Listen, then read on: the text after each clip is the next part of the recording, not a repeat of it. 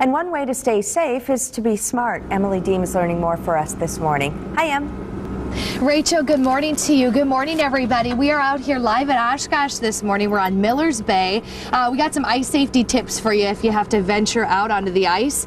This holiday weekend, we have Don Herman, who is here with me with Sunk Dive and Ice. Good morning, Don. Morning. We're right here on Millers Bay. What we want to show you real quick, you guys, is actually the thickness of the ice, but only on the bay right here. We're on the shore. Tell us about this, Don. Right now, what we have about 4 inches. And that's just here. That's just here in the bay. If you go walk out here about a couple hundred yards, there's only about a ½ inch ice. And that's what we're talking about, Lake Winnebago. That's all that's on there right now. Lake Winnebago right now is off limits. It's pretty much open. The whole lake is open. Yeah. So if people have to go out there, what would you advise to them right now? On Lake Winnebago, you can't get out there. You can fish the bays right now, but you know, last night we gained probably about a ½ inch. Yesterday here there was only 3 inches, 3.5. So now today we have 4. So really not safe. It's not safe. And if you have to go out, you know, if you want to go out fishing, the reason why people go fishing now is it's the best fishing.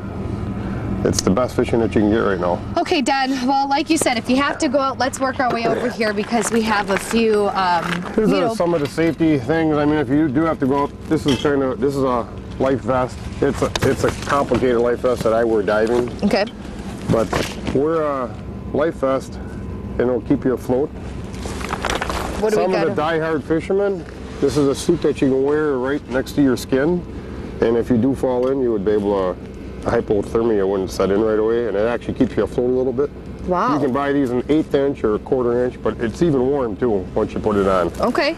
Now we got a few other things you can just, put right in a bag or something. Well, you want a rope. You always go out with another person if you're going to go early season fishing and just have a rope. And you want a rope. These are ice creepers that you can actually wear in your hand, on your arms. So if something happens, people do put them in, you can grab the ice. Because once the water gets on top of the ice when you fall in, it's slippery and you can't get out. Yeah. And that's what happens. Ice picks are here.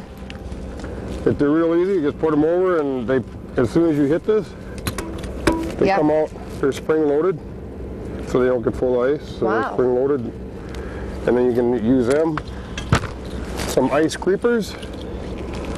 That's what a lot of people go out early ice so we don't have any snow, and then that just helps you walking. Very important, a lot of people use these now. GPS. Yeah. Handheld, you can see where you came from and where you did. And even something as simple as a whistle, I know we talked about before. If you were to fall and you could just... When you fall in, you always got to remember it's cold. Yeah. And when it's cold, you can't talk after a few minutes. That's true. And a cell phone, but it doesn't really do a lot of good when you fall in though, because cell phones aren't waterproof. So we'll have some of these on hand if you do have to venture out. Don Herman, thank you so much for the tips this morning. We really appreciate you guys. We'll send it back to you. Yeah, good stuff. Thanks, Emily.